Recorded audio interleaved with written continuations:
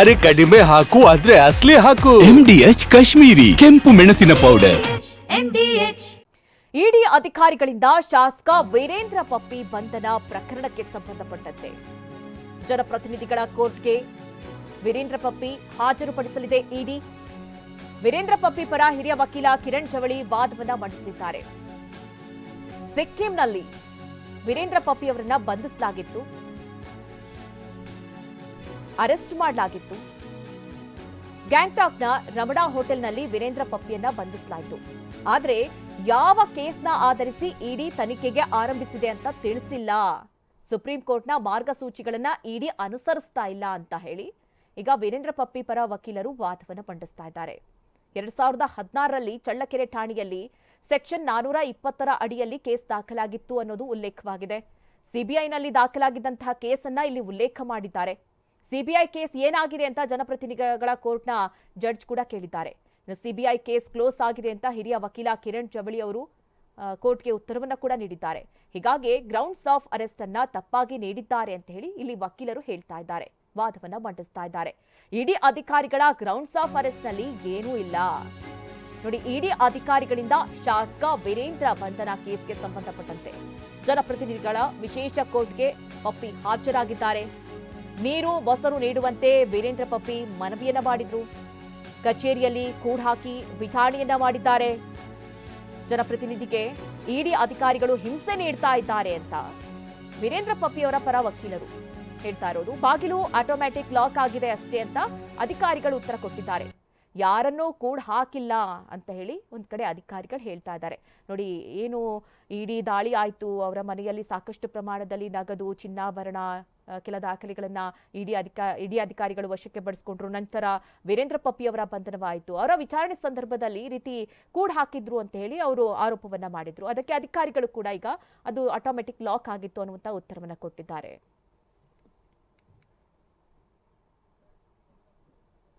ಈಗಾಗಲೇ ಬಂಧನವಾಗಿರುವಂತಹ ವೀರೇಂದ್ರ ಪಪ್ಪಿ ಅವರನ್ನ ಕೋರ್ಟ್ ಮುಂದೆ ಹಾಜರುಪಡಿಸಲಾಗಿದೆ. ವಾದ ಪ್ರತಿವಾದವನ್ನ ಕೋರ್ಟ್ ಆಲಿಸ್ತಾ ಇದೆ. ಸಿಬಿಐ ಕೇಸ್ ಏನಾಗಿದೆ ಅಂತ ಹೇಳಿ ಜಡ್ಜ್ ಕೇಳಿದ್ದಾರೆ. ಸಿಬಿಐ ಕೇಸ್ ಕ್ಲೋಸ್ ಆಗಿದೆ ಅಂತ ಹಿರಿಯ ವಕೀಲ ಕಿರಣ್ ಜವಳಿ ಪಪ್ಪಿ ಅವರ ಪರವಾದ ವಕೀಲರು ಹೇಳಿದ್ದಾರೆ. ಹೀಗಾಗಿ ಗ್ರೌಂಡ್ಸ್ ಆಫ್ ಅರೆಸ್ಟ್ ಅನ್ನ ತಪ್ಪಾಗಿ ನೀಡಿದ್ದಾರೆ ಅಂತ ವಕೀಲರು ಹೇಳ್ತಾ ಇದ್ದಾರೆ. ಇಡಿ ಅಧಿಕಾರಿಗಳ ಗ್ರೌಂಡ್ಸ್ ಆಫ್ ಅರೆಸ್ಟ್ ನಲ್ಲಿ ಏನೂ ಇಲ್ಲ. ಇಡಿ ಅಧಿಕಾರಿಗಳು ಕೋರ್ಟ್ಗೆ ತಪ್ಪು ಮಾಹಿತಿ ನೀಡಿದ್ದಾರೆ. ಹೀಗಾಗಿ ಶಾಸಕ ವೀರೇಂದ್ರ ಪಪ್ಪಿಗೆ ಜಾಮೀನು ನೀಡಬೇಕು ಅಂತ ವೀರೇಂದ್ರ ಪಪ್ಪಿ ಅವರ ಪರ ವಕೀಲರು ವಾದವನ್ನು ಮಂಡಿಸ್ತಾ ಇದ್ದಾರೆ. ಇಡಿ ಅಧಿಕಾರಿಗಳು ಮುಂಜಾನೆ 3 ಗಂಟೆವರೆಗೆ ವಿಚಾರಣೆಯನ್ನು ನಡೆಸಿದ್ದಾರೆ. ನೋಡಿ, ವೀರೇಂದ್ರ ಪಪ್ಪಿಗೆ ಜಾಮೀನು ನೀಡಬೇಕು ಅಂತ ಮನವಿ ಜನಪ್ರತಿನಿಧಿಗಳ ಕೋರ್ಟ್ಗೆ ಹಿರಿಯ ವಕೀಲ ಕಿರಣ್ ಜವಳಿ ಅವರ ಮನವಿ ಇದು. ಇಡಿ ಅಧಿಕಾರಿಗಳು ಮುಂಜಾನೆ 3 ಗಂಟೆವರೆಗೂ ವಿಚಾರಣೆ ನಡೆಸಿದ್ದಾರೆ. ಮುಂಜಾನೆಯವರೆಗೂ ಕೂಡ ವಿಚಾರಣೆಯನ್ನ ನಡೆಸಿ ಟಾರ್ಚರ್ ಅನ್ನ ಕೊಡಲಾಗಿದೆ. ಶಾಸಕ ವೀರೇಂದ್ರ ಪಪ್ಪಿ ಪರ ಹಿರಿಯ ವಕೀಲರ ವಾದ ಇದು.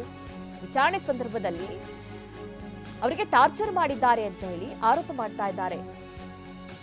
ಜನಪ್ರತಿನಿಧಿಗಳ ಕೋರ್ಟ್ ಮುಂದೆ ಆಗ್ತಾ ಇರುವಂತಹ ವಾದ ಪ್ರತಿವಾದ ಇದು. ಒಂದ್ ಕಡೆ ವೀರೇಂದ್ರ ಪಪ್ಪಿ ಅವರ ಪರ ವಕೀಲರು ಹೇಳ್ತಾ ಇರೋದನ್ನ ನಾವು ಗಮನಿಸ್ತಾ ಇದ್ದೀವಿ. ಅಂದ್ರೆ ಅವರಿಗೆ ಜಾಮೀನನ್ನ ನೀಡಿ, ವಿಚಾರಣೆ ವೇಳೆ ಅವರಿಗೆ ಒಂದಷ್ಟು ಟಾರ್ಚರ್ ಆಗಿದೆ. ಬೆಳಿಗ್ಗೆ ಮುಂಜಾನೆ ಅಂದ್ರೆ 3 ಗಂಟೆವರೆಗೂ ಕೂಡ ಅವರ ವಿಚಾರಣೆಯನ್ನ ನಡೆಸಿದ್ದಾರೆ. ಇಡಿ ಅಧಿಕಾರಿಗಳು ಏನು ಪ್ರೊಸೀಜರ್ ಅನ್ನ ಸರಿಯಾಗಿ ಮಾಡ್ತಾ ಇಲ್ಲ ಅನ್ನುವಂತಹ ಆರೋಪವನ್ನ ಮಾಡ್ತಾ ಇದ್ದಾರೆ. ನೋಡಿ, ಸಿಬಿಐ ಕೇಸ್ ಏನಾಗಿದೆ ಅಂತ ಮಧ್ಯದಲ್ಲಿ ಜಡ್ಜ್ ಕೂಡ ಪ್ರಶ್ನೆ ಮಾಡಿದ್ದಾರೆ. ಆದ್ರೆ ಈ ಹಿಂದೆ ಆದಂತಹ ಕೇಸ್, ಅದು ಸಿಬಿಐ ಕೇಸ್ ಕ್ಲೋಸ್ ಆಗಿದೆ ಅಂತ ಉತ್ತರ ಕೊಟ್ಟಿದ್ದಾರೆ. ಈಗ ಜಾಮೀನನ್ನ ಮಂಜೂರು ಮಾಡಬೇಕು ಅಂತ ಹೇಳಿ ಒತ್ತಾಯವನ್ನ ಮಾಡ್ತಾ ಇದ್ದಾರೆ. ಒಂದ್ ಕಡೆ ವೀರೇಂದ್ರ ಪಪ್ಪಿ ಅವರು ಶುದ್ಧ ಕುಡಿಯುವ ನೀರು ಜೊತೆಗೆ ಮೊಸರು ನೀಡುವಂತೆ ಕೇಳಿದ್ರಂತೆ. ಆ ವಿಚಾರವನ್ನ ಕೂಡ ಇಲ್ಲಿ ಪ್ರಸ್ತಾಪ ಮಾಡಲಾಯಿತು. ಮತ್ತೆ ಒಂದ್ ಕಡೆ ಕೂಡ ಹಾಕಿ ಅವರ ವಿಚಾರಣೆಯನ್ನ ನಡೆಸಿದ್ರು ಅಂತ ಹೇಳಿ ವಕೀಲರು ಹೇಳ್ತಾ ಇದ್ದಾರೆ.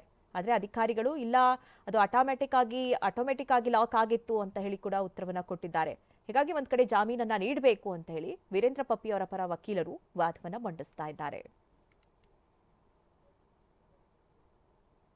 MDH ನ ಕಿಚನ್ ಅಲ್ಲಿದ್ರೆ ನಾವು ಎಲ್ಲವನ್ನು ಮಾಡಬಹುದು. ಬೆಂಗನ್ ಕಾ ಭರ್ತಾ, ಆಲೂ ಗೋಬಿ, ಭಿಂಡಿ ಮಸಾಲಾ, ಇನ್ನೂ ಬಹಳಷ್ಟು. MDH